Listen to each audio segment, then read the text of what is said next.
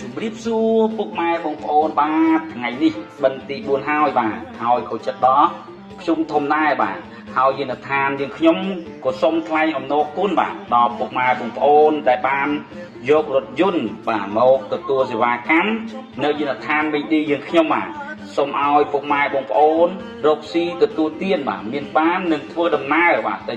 ទីចិត្តក្តីទីឆ្ងាយក្តី